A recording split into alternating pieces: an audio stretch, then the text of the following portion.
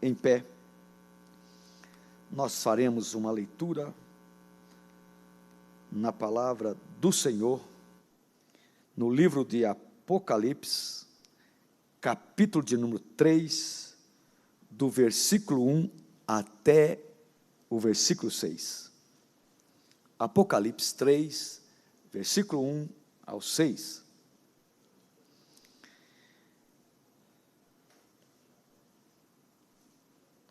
Vamos falar nesta noite sobre a igreja de Sardes. E ao anjo da igreja que está em Sardes, escreve: isto diz o que tem os 7 Espíritos de Deus e as 7 estrelas.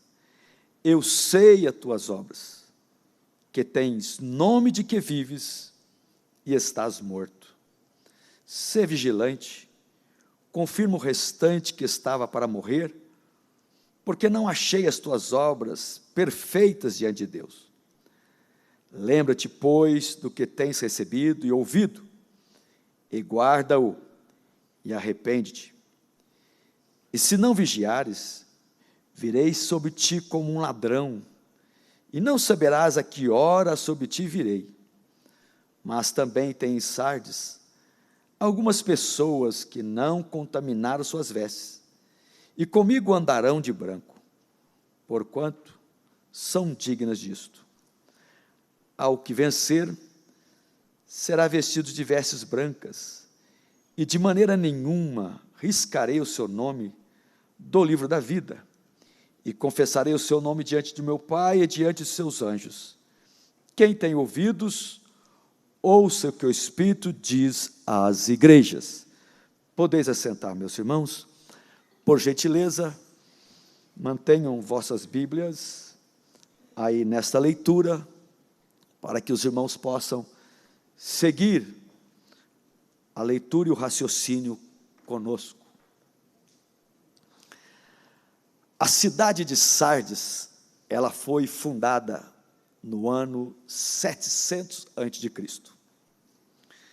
Aproximadamente no ano 560 também antes de Cristo, Croesus, o imperador da Lídia, ele então transforma esta cidade na capital da Lídia e faz dessa cidade um lugar onde ele deixa todas as suas riquezas, de maneira que os moradores de Sardes passaram então a se sentirem bem protegidos, sentiam-se ricos, e era considerada essa cidade uma cidade inexpugnável, porque ela se cravava a 300 metros de altura do vale, e eles então pensavam que jamais essa cidade poderia ser um dia destruída. Então, os moradores se orgulhavam por isto. Porém, em 529, um pouco tempo depois, esta glória veio por terra, porque Ciro, o imperador, ele cercou a cidade por 13 dias, e conta a história que um dos soldados dele, do exército sírio, de Ciro, da Pérsia, ele entra por uma fenda da muralha e abre os portões da cidade. E o exército de Ciro entra e toma toda a cidade dormindo.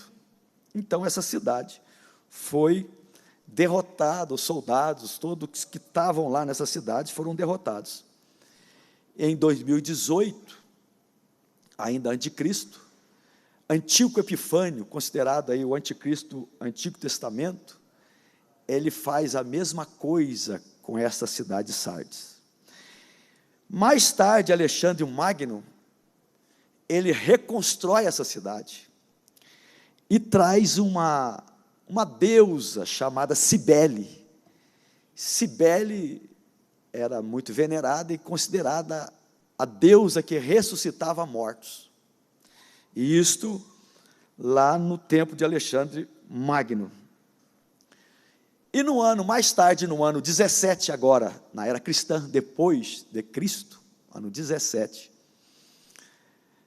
acontece um grande terremoto, que é conhecido por muitos irmãos aqui. E esse terremoto destrói quase totalmente a cidade de Sardes. Depois, o imperador Tibério, mais tarde, Tibério, ele reconstrói parte da cidade de Sardes. E Tibério traz de Roma todo aquele estilo de vida para essa cidade. Então, a cidade se torna como Roma, uma cidade onde entrou a licenciosidade, a libertinagem e a lascívia. E é exatamente neste contexto aqui que o Senhor Jesus envia esta carta à igreja que está nessa cidade e nesse contexto. Então agora os irmãos vão entender melhor o conteúdo da carta, o porquê que a gente vê as palavras de Jesus aqui, palavras contundentes, porque na verdade era um quadro triste da igreja de Sardes. Aliás, as 7 igrejas da Ásia, ali da Ásia Menor, que são uma região hoje na atual Turquia, estas igrejas, que não eram somente elas que existiam na época, mas 7 igrejas, já com um propósito, o Senhor Deus tinha um propósito de falar com as igrejas da época e com todas as igrejas em todos os tempos. Tanto é que hoje nós estamos estudando uma igreja de Sardes, e o que vamos estudar aqui é aplicável à igreja de hoje. Então o Senhor Deus falou com as igrejas todinhas daquela época, que não são só 7, e fala com todas as igrejas em todos os séculos, até os nossos dias, e até quando a igreja estiver aqui, vai continuar falando. Então, irmãos, na verdade, o Senhor fala com 7 igrejas, naquela época, e isso já mostra para nós, que nem todas as igrejas locais, naquela época, eram igrejas ortodoxas, e que amavam a Jesus de coração. Não. Vamos ver, por exemplo, 5 igrejas aqui, que o Senhor traz correções, igrejas que são consideradas mundanas, igrejas misturadas, igreja morna, não é? Igreja morta, que é a Sardes, e somente 2 igrejas aqui foram elogiadas e aprovadas, de fato, que é a igreja de Esmirna e a igreja de Filadélfia. E o que você pode entender com isso? Já podemos entender, irmãos, que naquela época, quem aceitava Jesus, já estava tendo a sua cabeça a prêmio, naquela época, porque havia muita perseguição. Os primeiros séculos, igrejas, muitos crentes foram mortos, primeiro século ali, muitos morreram. Agora, será que todas as igrejas locais, hoje, são igrejas ortodoxas e que de fato amam a Jesus? Será que todas as igrejas são? Fica esta pergunta, porque às vezes nós falamos que importa-se é que se fale de Jesus, mas essas igrejas falavam de Jesus. Importa-se que haja batismo nas águas, mas aqui também acontecia. Mas, irmãos,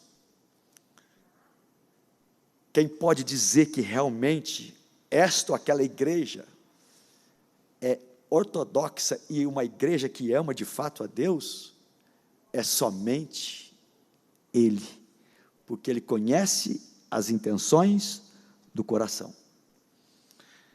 Então não é isto que nós, às vezes, falamos, está todo mundo servindo a Deus e todo mundo está indo para o céu e agrada a Deus. Não é bem assim.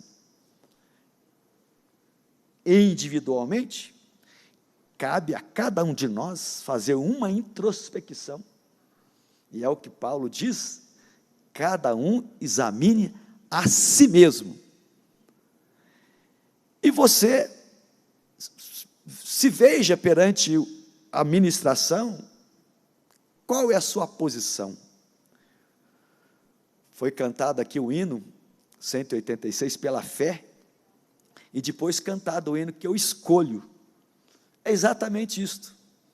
A fé te faz escolher uma vida de amor para com Cristo e uma vida ortodoxa, uma vida que te leva a viver dentro dos ensinamentos da Bíblia. Então, meus amados, olhando para o texto, quem faz o diagnóstico da igreja de Sardes e de todas as demais igrejas é Jesus. Versículo 1 diz isto: e ao anjo da igreja que está em Sardes escreve. Então ele fala ao anjo da igreja, porque antes de Deus, do Senhor Jesus, falar com a comunidade, ele fala com o pastor, com aquele que está liderando a igreja. Porque quem quer ser mestre deve saber que receberá o mais duro juízo, ou aqueles que nem querem ser, mas que são mestres, vão receber mais duro juízo. E a Bíblia diz que um dia os pastores darão conta das ovelhas. A igreja, ela é composta por ovelhas que pertencem ao rebanho do Senhor. A igreja não é do pastor, nem dos pastores, a igreja é do sumo pastor, a igreja é do Senhor Jesus. Então, ele fala com aquele homem que ele colocou diante da igreja. É assim que Deus trabalha, sempre, em todo tempo, falando ao seu povo através de uma liderança. E ele então dirige as palavras ao líder que ele colocou lá. E é por isso que começa o Apocalipse dizendo que ele tem as estrelas, que são os pastores, na sua mão, e anda no meio dos castiçais. As estrelas estão na sua mão, e ele anda no meio dos castiçais. E aí ele diz o seguinte, irmãos: isto diz o que tem os 7 Espíritos de Deus, e as 7 estrelas. Está falando com o anjo, dizendo aqui que tem as 7 estrelas, que são a igreja pertence a ele. Eu sei as tuas obras, eu conheço as tuas obras, que tem nome que vive e está morto. Então está o diagnóstico aqui de Jesus. Ele diagnosticou que o pastor da igreja de Sardes estava morto. É o que está no versículo 1, na sua parte final. Eu sei as tuas obras, que tem nome que vives e está morto. E aí, quando ele diz que tem nome que vive, ele está levantando aqui uma outra palavra chamada hipocrisia. O que é hipocrisia? É alguém que é uma coisa e tenta ser outra, ou tenta ser uma coisa que não é. Isso é hipocrisia.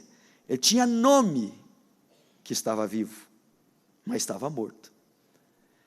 Ele dizia estava vivo, ele tentava aparecer vivo. Os seus atos, as suas ações perante a igreja,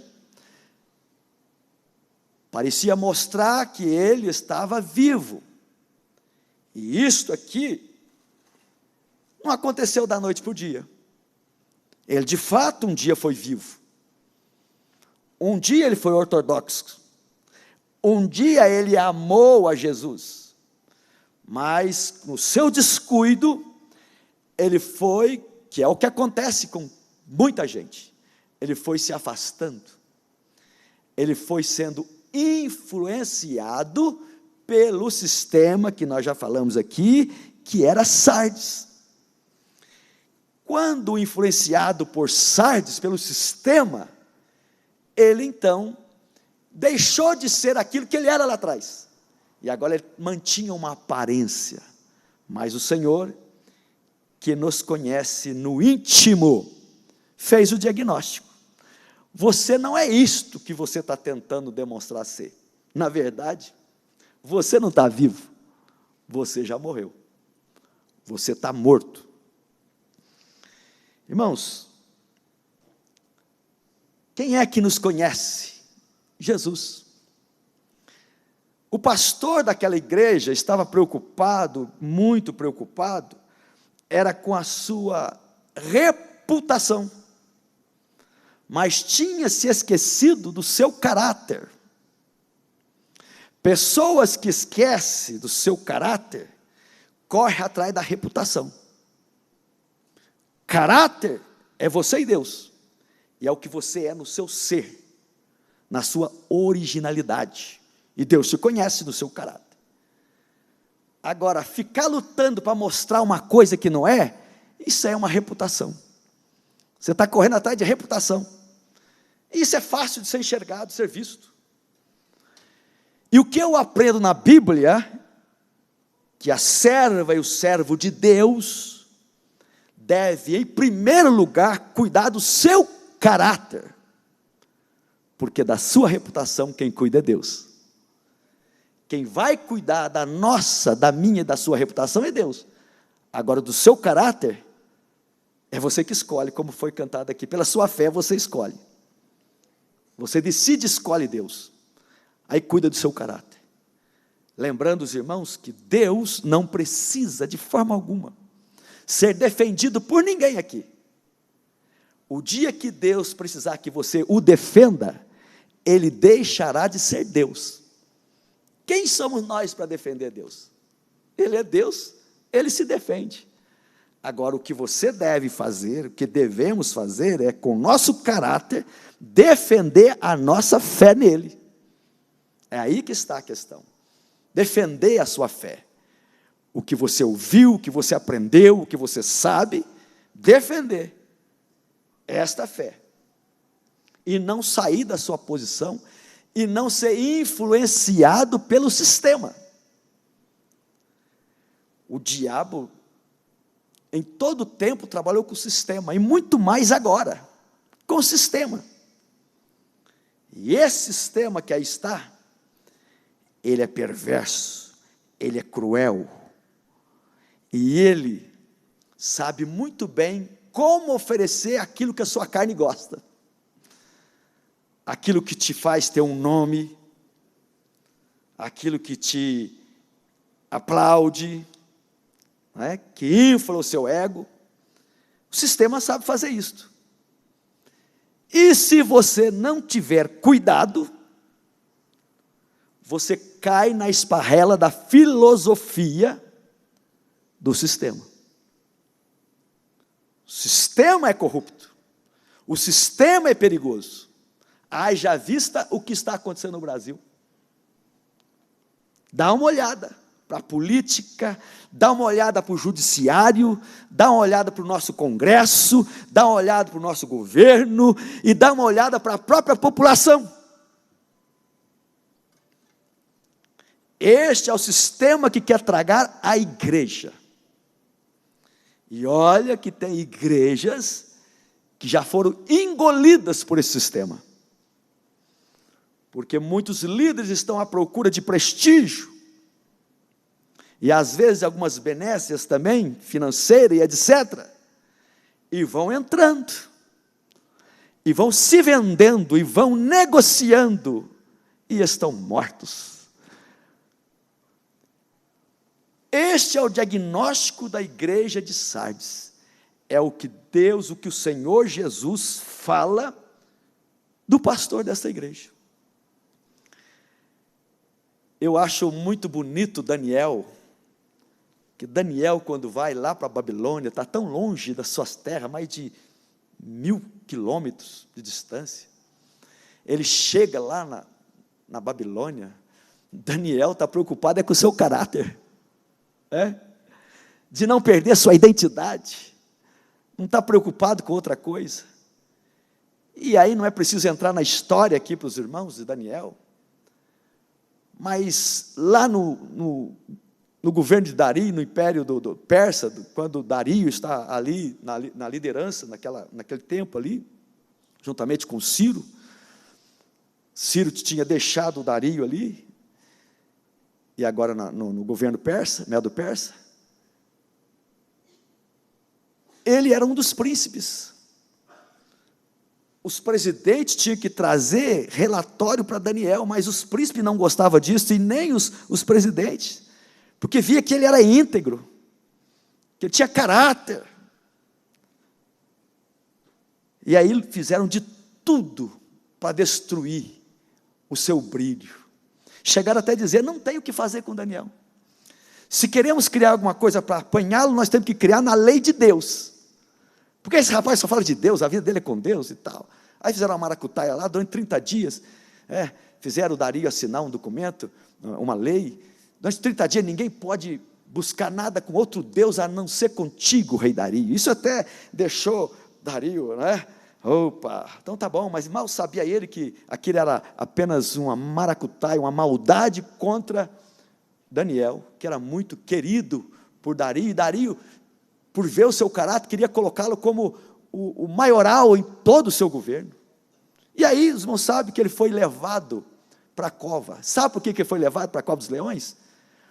Porque ele não deixou de ser o que era.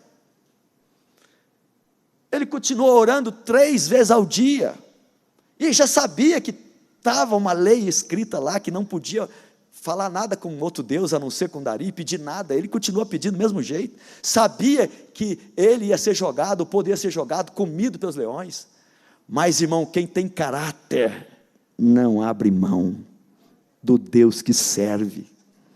Ele permaneceu firme, foi jogado na cova dos leões, o rei na noite não dormiu, ficou aborrecido, não quis música, não se alimentou. Pela manhã correu lá, chegou lá na cova onde Daniel está, e grita com aquela voz triste: Daniel, porventura, quem sabe, por acaso, o Deus que você continuamente serve pode te livrar dos leões? Aí uma voz lá do fundo sai: vive, ó rei, que o meu Deus, a quem eu sirvo, mandou seu anjo e fechou a boca dos leões. Aleluia. Quem cuida da nossa reputação é Deus, irmão.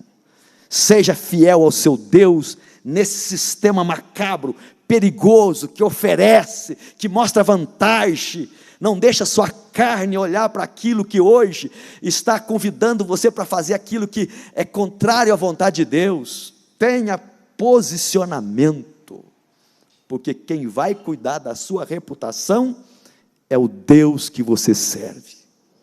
Sabe o que Dario fez? Traga esses homens que fizeram essa maldade contra Daniel, joga aí, joga suas famílias também. Antes da família, os homens, todo mundo, chegar lá no fundo, os leões que estavam famintos já o destroçaram. E Dario mandou fazer uma nova lei. Faça uma nova lei, eu quero assinar essa lei. Diga para todos no império, que todos temam o Deus de Daniel, temam e tremam perante ele, porque ele é o Deus do céu, é o Deus que faz sinal no céu e faz sinal na terra. Ele é o Deus que livrou Daniel da cova dos leões. É isso aí, irmãos.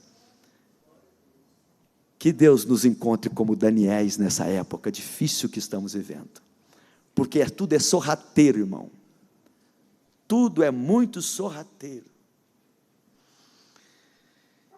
Mas, irmãos, havia naquela igreja 3 tipos de pessoas.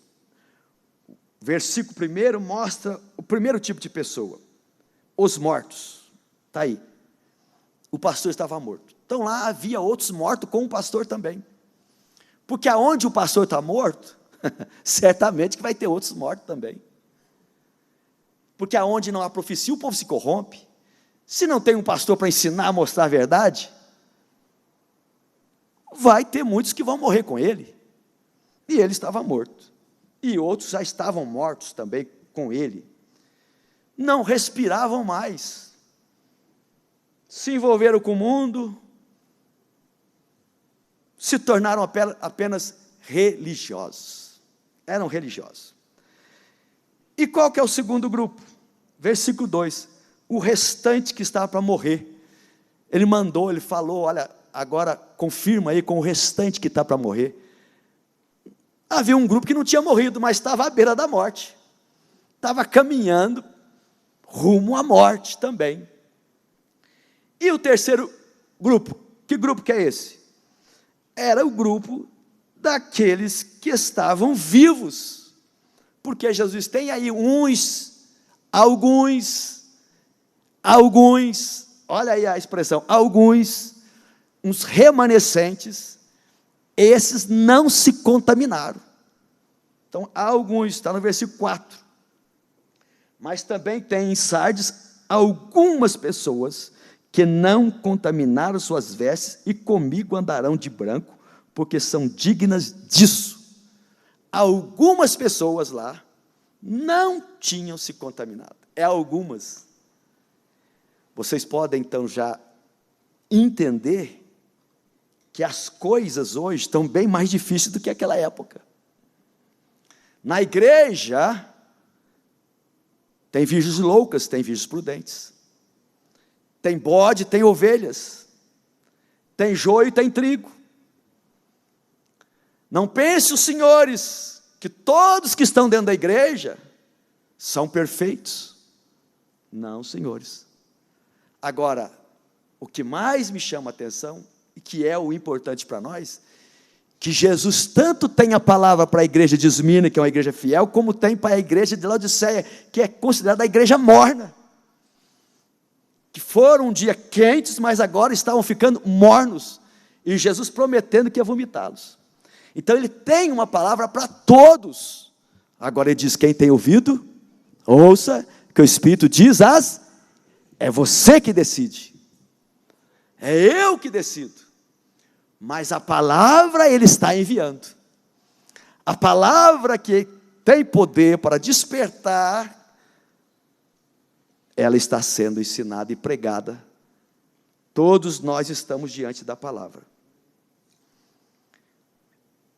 Meus amados, em Cafarnaum, às margens do Galileia, e nós estivemos lá, exatamente nessa região, ali Jesus disse, após trazer um sermão mais duro, porque uma turma só seguia Jesus, ou aquela multidão, a fim de comer o pão que ele multiplicava. Via uma incredulidade daquele povo. Aí Jesus apertou um pouco mais, disse que eles deveriam crer no pão que veio do céu, não no pão que perece. E Jesus foi apertando. Eles começaram a ir embora. Tem muita gente que diz que a palavra não é para confrontar. Eu já entendo que a palavra é para confrontar. Porque só somos santificados quando a palavra nos confronta. Porque a nossa natureza é tendenciosa. Ai de nós, se não estivermos debaixo de um confronto da palavra de Deus. Você já sabe. O que é mais fácil? Você fazer o certo ou o errado? Responda para você. Hein? Você nota isso na sua própria natureza? Louvado seja Deus, que Ele no seu amor nos confronta com a sua palavra. E Ele confrontou aquele povo, mas viu todo mundo embora, olhou para os discípulos, vocês também não querem ir com eles? Sabe o que Jesus estava falando ali, irmão? Em outras palavras, é o seguinte, se vocês que querem me seguir, pensam que eu vou baratear aqui, que eu vou pôr a minha mercadoria em promoção, aqui não tem produto de R$1,99 não. Se vocês pensam que eu vou facilitar as coisas para vocês, não vou facilitar não. Eu vou continuar confrontando vocês com a minha palavra. Vocês querem ir? Aí Pedro, Senhor, para quem iremos nós? Só tu tens a palavra de vida eterna. É isso, irmão. A palavra de vida eterna está com Ele. E a palavra é para o nosso bem. A palavra é para que você tenha saúde. A palavra é para te evitar de morrer e ir para o inferno. A palavra é para que você não saia do caminho apertado e estreito, numa porta estreita. Porque o caminho largo é fácil. Mas no caminho estreito só vai permanecer quem ouve a palavra e quer ser confrontada por ela. Esta é a questão. E Jesus disse, lá em Mateus 24, 12, que por praticar a iniquidade, o amor de muitos vai se esfriar. Muitos. É preocupante isso, irmãos. Porque nós estamos vendo uma cristandade que parece crescer, mas quando você vê fruto, testemunho, tem pouco. E se alguém me ama, João 14, 23, guardará a minha palavra, meu Pai o amará, viremos para Ele, faremos nele morada, e aonde Ele mora tem fruto, irmãos, vida diferente do sistema. Não havia nesta igreja de Sardes, irmão, perseguições externas. Você não vê falar sobre os nicolaítas, como havia em outra igreja. Não vê falar sobre os que seguiam a doutrina de Balaão. Não vê falar sobre Jezabel. Aqui não. Aqui ele estava morrendo simplesmente pela influência do sistema, sendo influenciado. Não tinha mais nada assim que vinha lá de fora, que estava dentro da igreja, com essas heresias, essas doutrinas. Não, era simplesmente aquilo que estava lá fora no mundão, no sistema. Aquilo estava gangrenando a igreja. Não é? Não é, irmãos, que o mundo, ele tem as suas prateleiras, e nas prateleiras tem tudo que cada pessoa gosta. Às vezes você gosta de um filme de violência, você fala, eu não gosto de filme de violência. Outros já gostam de um filme que tem mais algumas imagens pornográficas. Eu gosto dessas coisas apimentadas. E muitos vão se mergulhando nesse poço do sistema. E muitos conhecem até os artistas, falam o nome de todos os artistas, mas não conseguem citar o nome dos autores da Bíblia, dos livros da Bíblia. Conhece as músicas mundanas, sabe, inclusive, irmãos, eu estou falando coisas dentro da igreja. Pastor, mas é isto que eu estou falando aos irmãos. Na época de Paulo, ele já dizia, por isso que há muito no meio de vós, fracos, doentes e os que dormem. E hoje, na época de Paulo, e hoje, o que nós diríamos? A coisa está séria. Por isto, alguns, os remanescentes, eu não tenho dúvida que Jesus virá buscar os remanescentes. Entenderam, irmão? Os remanescentes. Aqueles que permaneceram fiéis a Deus. Que não se venderam a esse sistema. Vocês já notaram como é que Satanás nem está se preocupando em fazer muito barulho mais? Ele turbinou o sistema, deixou o sistema turbinado. Aí ele diz, deixa o sistema com a natureza daqueles que não se policiam, que estão vivendo uma apatia espiritual, que vai acontecer como a igreja de Sardes. serão mortos com a aparência de quem está vivo. Irão para a igreja com a Bíblia, cantarão, pregarão, falarão, mas estão mortos. Que vergonha para nós, quando as notícias mostram que um pastor que falava sobre família está preso, porque era um pedófilo. Que vergonha, irmão. E quantas notícias como essa estamos vendo, que vai eclodindo nesse tempo que nós estamos vivendo. Igrejas misturadas com esse sistema político nojento que está, que não sabe separar uma coisa da outra, e com desculpa que nós temos que envolver, e que nós temos sim, nós somos cidadãos dos céus e da terra, mas devemos separar aquilo que é santo e o que é profano, separar uma coisa da outra. E aí o escândalo toma conta, e parece agora que no Brasil principalmente, todo mundo bate no peito, nós somos quase já 30% ou já passando disso, de evangélicos. Irmão, mas o importante, irmão, na verdade, é ser evangélico para morar no céu, porque para outra coisa não vai resolver nada.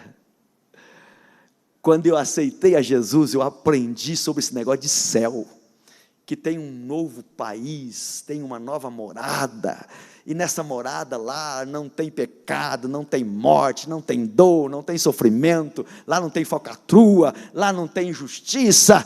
Eu quero ir para esse lugar. E aí eu aprendo na Bíblia que tudo que Jesus fez e está fazendo é para que a sua igreja vá morar com Ele na eternidade. Então, meus amados, não dá para a gente ficar tutibiando aí, querendo tirar uma casquinha do mundo. Aí eu tenho que dar uma aproveitada, que daqui a pouco eu vou morrer. É isso mesmo, quem perder a sua vida por amor a Cristo, ganhá-la-á. Perde a sua vida por amor a Cristo, e ganha a verdadeira vida, que é a eternidade com Ele. Porque não vale a pena negociar com o mundo. O pastor da igreja de Sardes negociou. Muitos irmãos negociaram. E tem muita gente negociando. E eu queria chamar a sua atenção, para você pensar no que eu estou falando. Você pensar bastante acerca disso. Nos seus negócios que você faz.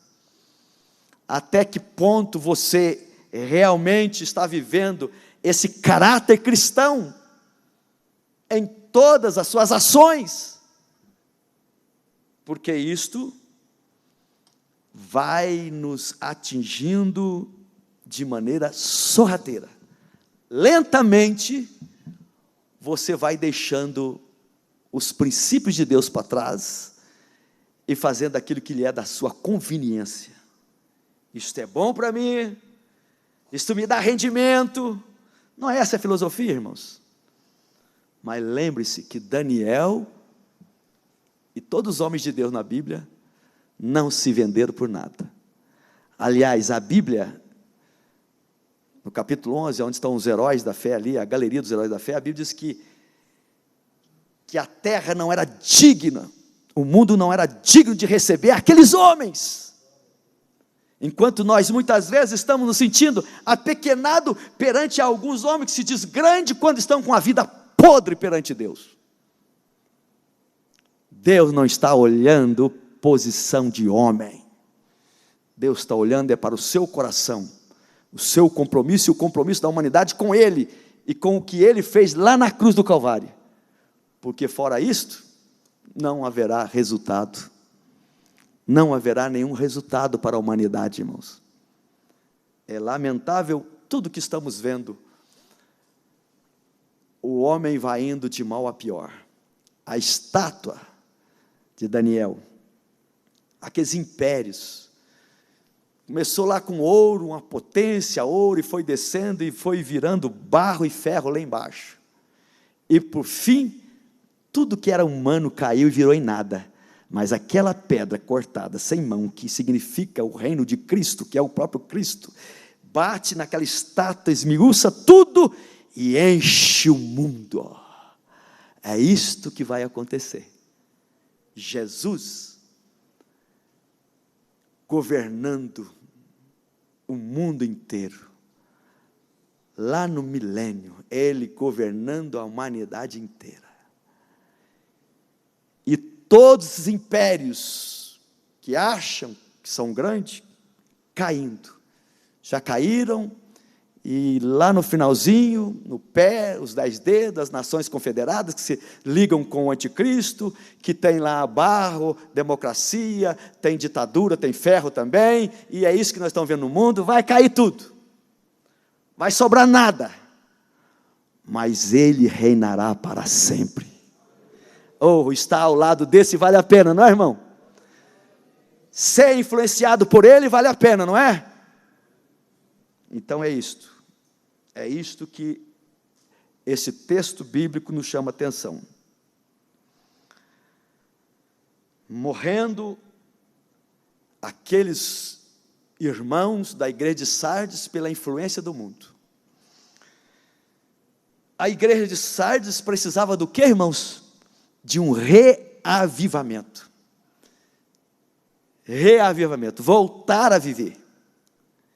E a única maneira de alguém que está morto voltar a viver é através de um reavivamento. E o único que pode reavivar é aquele que tem os 7 Espíritos. 7 Espíritos fala do número completo, aquilo que é pleno, que só Ele pode fazer. Não adianta, irmãos, ficar com essa ideia de que vou fazer isto, vou fazer aquilo, e aí a igreja vai passar por um avivamento. Vamos trazer um pregador, vamos trazer aquela cantora famosa. Fica no que nós estamos vendo hoje, um pula-pula para todo lado. Um pula-pula para todo lado. Gente pulando, e barulho, é só barulho. Mas quando você olha para a vida dela, na segunda-feira, não houve nenhum reavivamento, porque tudo continua como sempre, e precisa novamente do pula-pula, precisa daquelas pessoas que vêm no púlpito, querendo criar uma situação que não é nem um pouco ortodoxa, e nem um pouco bíblico. Mulheres que tiram o sapato, começam a correr em cima do púlpito, e grita e faz, e o povo está aí na loucura. Olha o nível espiritual que nós estamos chegando. Se Paulo estivesse aqui, se Pedro estivesse aqui, ele ia dizer: que loucura que é esta? Que coisa doida que é esta? Traz o pregador fulano de tal, traz o ciclano. Não, irmãos, é certo que o pregador, se ele é um homem comprometido com Deus, ele vai trazer uma palavra, vai ser uma bênção, Deus pode tocar os corações, Deus pode fazer, mas não é Ele que traz avivamento. Avivamento é só aquele que tem os 7 Espíritos, irmão. Só Jesus pode reavivar. Pastor, a minha esposa está morta, não sente mais desejo de igreja, de palavra, de nada. Pois é, meu irmão, não tem nada que possa reavivar. O meu filho, a minha filha está perdendo o ânimo, é isso que está acontecendo em muitos lugares. Até obreiros estão morrendo, estão apagados, e não adianta, irmão, não adianta, só tem alguém que pode reavivar, é o Senhor Jesus, é o Espírito de Deus, através da palavra de Cristo, que pode reavivar. Quando nós nos posicionamos diante do que ouvimos, nos conscientizamos, e é o que vamos ver aqui agora. É isto. Não existe outra forma não, irmão. É a mesma maneira. Nínive, Jonas chega lá e faz o quê? Chegou até sem vontade, mas foi por uma obediência, pregou o quê? A palavra, até pregou meio com os dentes cerrados, fazendo força para que aquele povo não se arrependesse. Daqui a 40 dias Deus vai exterminar com vocês e tal. Ele não queria que o povo se arrependesse, mas o povo, quando ouviu a palavra de Deus, todos, até os animais jejuaram, receberam a palavra, irmão. Receba a palavra, igreja. Não tem vida sem a palavra. Receberam a palavra. Foi um dos maiores avivamentos no Antigo Testamento. Aquela geração se salvou. Jesus falou: lá naquele dia Nínive vai se levantar. Aquele povo ouviu a palavra de Jonas, se arrependeram, foram salvos. Esta é a questão, irmãos. E a gente vai se conformando, viu, irmão? Vai se conformando. E o que a Bíblia diz é para não conformar com o mundo. A gente vai conformando com o sistema. E é assim mesmo, pastor. Para com essa quadradice do irmão aí. O irmão é muito retrógrado. O irmão está nesse ensinamento aí, está com essa conversa na igreja. Não é isso que tem que pregar não, pastor. O irmão tem que mudar. Vamos fazer. Irmãos, é engraçado que eu vou falar com Deus, orar, buscar Deus, Deus me mostra. Continua, Fausto, pregando isso, é isso mesmo, continua falando, é isso que tem que ser falado. Agora eu vou ouvir você, eu vou ouvir as vozes de quem? Eu vou ouvir a voz do meu Deus e vou pregar enquanto Ele quiser que eu esteja aqui. O que eu estou pregando, vou continuar pregando até quando Ele quiser que eu fique aqui, irmãos. Eu estou lá me lascando porque a igreja lá é assim, o fulano é beltano. Eu não estou preocupado com isso. Eu sei em quem tenho crido, aquele que me chamou, aquele que me colocou, e o que Ele me dá, o que eu recebi do Senhor, isso eu vos entreguei. Agora não vou ser culpado de ninguém lá. No dia do juízo, não serei culpado de ninguém. Ninguém. Então eu prefiro continuar ouvindo a voz do Espírito Santo através da palavra de Cristo e pregar isto que não deixa nenhum pastor popular, e pregar isto que muitos até dão risada e zombam e reprovam, mas isso é problema de cada um. A única saída para reavivamento, e eu creio no reavivamento, é pregando-se a palavra de Deus como ela é. Não adianta querer chegar aqui, eu jejuei 30 dias, e agora vai acontecer aqui, não vai acontecer nada, irmão. Você prega a palavra de Deus, se Deus quiser fazer, Ele faz, se Ele não quiser, não é você que vai determinar nada, e está cheio disso, não precisa forçar nada, irmão, pregamos a palavra como ela é. Agora, aqueles que são conscientes, vão recebendo a palavra e vão dizendo: eu preciso melhorar, eu preciso ser mais crente, eu preciso me envolver na obra, eu preciso fazer a obra de Deus, eu não preciso apenas ficar demonstrando que sou alguma coisa, eu tenho que ser, no meu caráter perante Deus, Deus tem que ler na minha alma, que eu sou um homem, uma mulher de Deus, é isso. Amém, igreja? Se não der para dizer amém, diga ai Jesus. Mas esta é a realidade que nós estamos vivendo nesses dias. A grande realidade que nós estamos vendo, irmão. Depois que estivermos do outro lado, diante do juízo, aí não há tempo mais para ouvir a palavra, o que já foi, o que era já passou. Quem está salvo, quem se perdeu. Mas, ainda nesse tempo da graça, o Senhor, na sua misericórdia, continua nos exortando, continua mandando a sua palavra, continua nos despertando, continua mostrando para nós que tem algo muito melhor para você do que este mundo do jeito que está aí. Tem algo muito precioso para a sua vida. Então, a igreja precisava de um reavivamento. O único que pode reavivar é o Senhor Jesus, que tem os 7 Espíritos. E depende de cada um de nós, do nosso posicionamento. Você pode ouvir a palavra hoje e dizer: olha, eu vou me aprumar perante Deus. Mas você pode ouvir a palavra e dizer: vai continuar do jeito que está mesmo, tá bom, eu não estou nem preocupado com isso, eu vou tocando. É você que decide. E eu louvo a Deus, porque Deus não obriga ninguém a nada, irmão. Deus não nos obriga a nada. Ele apenas nos dá a dica para a gente ser abençoado e feliz. Ele dá essa dica. Os imperativos de Jesus aqui, irmãos, para a igreja, são 3 imperativos. É para o quadro espiritual daquela época. E para o nosso quadro espiritual, esses imperativos são muito bem aplicáveis. Primeiro, versículo 2, ser vigilante.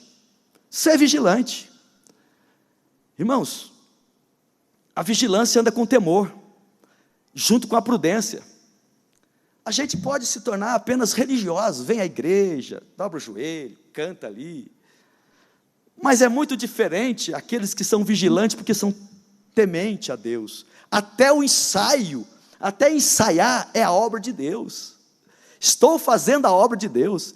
Vir à igreja é fazer a obra de Deus. Irmão, vocês estão fazendo a obra de Deus hoje, porque vocês estão se aprimorando perante Deus, e Deus quer homens e mulheres aprimorados. Então isso é a obra de Deus. A gente pensa assim: obra de Deus é sair para a rua e evangelizar? É também. Obra de Deus é visitar? É também. Tudo é obra de Deus. Estudar a Bíblia é obra de Deus? É. Congregar é a obra de Deus. Ensaiar é a obra de Deus. Tudo isso é a obra de Deus. Agora, fazer a obra de Deus por um mero costume não tem significado. Tem que ter a vigilância. Você tem que saber vigiar, ser prudente, ser zeloso. Pode orar, pode cantar, pode estar aqui, mas se você não vigia, você vai andar com o mundo, você vai fazer o que o mundo faz. Mas nós temos que vigiar. Por isso o Senhor Deus diz: ser vigilante. O versículo 3 diz, o segundo imperativo: lembra-te do que você tem recebido e ouvido. Lembra, irmão, de tudo que você já tem recebido. Recorde desde o dia que você aceitou Jesus, quando o amor encandecia o seu coração, os olhos brilhavam. Ei, continua assim? Você continua apaixonado por Jesus ainda? Continua tendo brilho nos olhos, o coração ardendo pelas coisas de Deus? Ou você agora: não, pastor, agora eu tenho maturidade espiritual, agora eu vivo diferente, eu não sou mais assim, aquilo foi quando eu era novo convertido. Não, meu irmão. Igreja de Éfeso, Jesus fala para o pastor: tenho contra ti que deixaste o teu primeiro amor. Primeiro amor. Sabe o que é primeiro amor? É ser apaixonado por Jesus. Cedo, à tarde, à noite, no outro dia, passa um ano, entra ano, sai ano, você é apaixonado, ouve falar de Jesus, coração está fervendo. É Jesus toda hora. É Jesus em cada momento da vida. Ô irmão, já acabou aquele negócio que brilhava os olhos e ardia o coração? Nunca deixe isso afastar de você, porque não há significado na existência nossa nessa terra, se não vivermos assim, irmão. O que mais trará alegria para nós, a não ser o próprio Senhor Jesus? Essa é a alegria verdadeira. Então nós precisamos sim, lembrar do que temos recebido. Começa a recordar de tudo que o Senhor Deus deu, que Ele fez e tal. Aí você vai ver a grandeza dEle na sua vida, e vai se desprender daquilo que quer puxar. Satanás, ele tem uma voz mansa, perspicaz, astuto, é um dragão devorador de almas. Mas se você se manter no primeiro amor, irmão, o Jesus que aquece o seu coração, jamais você cairá na esparrela de Satanás e do seu sistema. Nada vai te levar para lá. Ele aparece para a moça, num moço bonito lá fora, falando bonito, tendo lábia, bonitão. E aos poucos ela vai se encantando. Ela vai se encantando. Parece, para o rapaz, para uma moça também, bonita do sistema. É aquela pessoa atualizada no sistema. E chega, aí você olha e fala, meu Deus, que coisa, eu não mereço tudo isto. Ele está tão longe de Deus, que ele não está vendo, que Satanás jogou a isca para a concupiscência da carne dele, mas que por trás da isca tem um anzol, e o anzol vai enterrar no céu da boca dele, e vai sair lá no crânio, ele nunca mais vai escapar. E quantos estão sofrendo, irmão? Não vos conformeis com este mundo. Nós temos que ficar com Jesus. Ele tem o melhor para a sua vida. Ele vai te conduzir da melhor maneira possível. Ele vai cuidar de você, da tua alma, porque afinal de contas, Ele quer que você esteja com Ele um dia. Então você não pode deixar que esse sistema te destrua, te corrompa. E chega alguém a ponto de dizer, mas pastor, o senhor está muito atrasado. Se o senhor soubesse como é que é lá na faculdade, como é gostoso a gandaia na faculdade, como é gostoso a escola, gostoso para um momento que passa, para a carne, tudo que vem para ela é gostoso, mas no final é choro, lágrimas e sofrimento para sempre. Agora a alegria e a paz que é perene e eterna, ela vem do Senhor Jesus. Então aí é que você tem que tomar cuidado, é aí que você tem que ser zelosa, ter vigilância, moço, a moça, o irmão, porque o mundo está aí, vindo sorrateiramente. Para encerrar, irmão, qual é a recompensa para os que não se contaminarem com o mundo? Está escrito aqui no versículo 5, serão vestidos de vestes brancas, hein? Roupas brancas, vão ser vestidos de roupas brancas, vestes brancas, que são a justiça de Cristo em nós. Segundo, não terão o seu nome riscado do livro da vida. Aquele que vencer, de maneira nenhuma, eu riscarei o seu nome do livro da vida. Aleluia.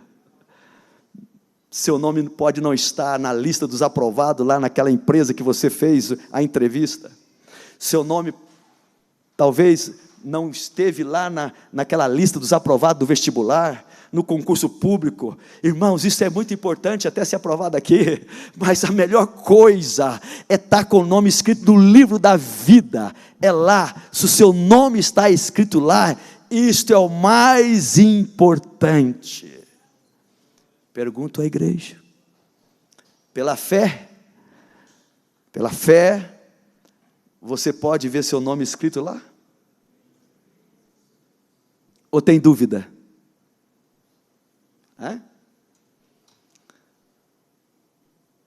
Você pode conectar-se com Jesus e dizer para Ele, Jesus, eu tenho certeza, convicção, que o meu nome está escrito no livro da vida. Sabe o que as pessoas respondem para mim quando eu pergunto isso? As pessoas que não têm Cristo, não têm experiência da salvação, elas dizem assim, isto aí é Deus que sabe. Você está nessa também? Que é Deus que sabe? Então Jesus morreu na cruz do Calvário, fez tudo aquilo para você não saber que seu nome está lá. Não. Se você crer nele, você está salvo. E teu nome está escrito no livro da vida. Pode me picar em 1000 pedacinhos qualquer hora. Cada pedacinho meu vai dizer, o meu nome está escrito no livro da vida. Esta é a maior riqueza que eu tenho, irmão. Esta é a maior riqueza que eu possuo. É poder deitar hoje e saber que se eu não acordar, eu estou lá. Poder ir para casa e pensar que se Jesus vier essa madrugada, nós vamos estar com Ele lá, porque o nosso nome está escrito no livro da vida. Esta é a garantia, é a certeza que o Calvário me dá, que a morte de Cristo me dá, a fé nele me dá. Então, meus amados, está aqui: não terão seu nome riscado no livro da vida. E ele ainda diz: o seu nome serão confessado diante do Pai e dos anjos. Versículo 5. Eu fiquei pensando, como vai ser isso? Ele vai confessar o nosso nome diante dos anjos. Eu já falei aqui, eu creio. Para mim tem mais anjos no céu do que pessoas aqui na terra. São miríades e miríades e miríades de anjos. E a Bíblia diz que ele vai confessar o nosso nome diante do Pai e dos anjos. Ele vai dizer lá para todos os anjos: o Cristiano foi fiel, o Fausto foi fiel, Mercinho foi fiel, Adriano foi fiel, e vai citando os nomes perante todos os anjos. Aleluia, glória a Deus. Seja fiel ao teu Deus, irmão. Não abre mão, não. Tudo isso aqui é balela. Como diz Salomão, tudo é vaidade. Tudo é vaidade, porque tudo passa. Hoje, daqui a algumas horas, esse dia já passou e nunca mais volta. Esta mensagem poderá ser pregada aqui dentro desse texto, parecido, mas nunca mais voltará. Aproveite o momento para você se aprofundar e se relacionar com o Deus que te salvou através de Cristo lá na cruz do Calvário, porque essa é a maior riqueza que nós possuímos. Que Deus te abençoe em Cristo Jesus. Amém.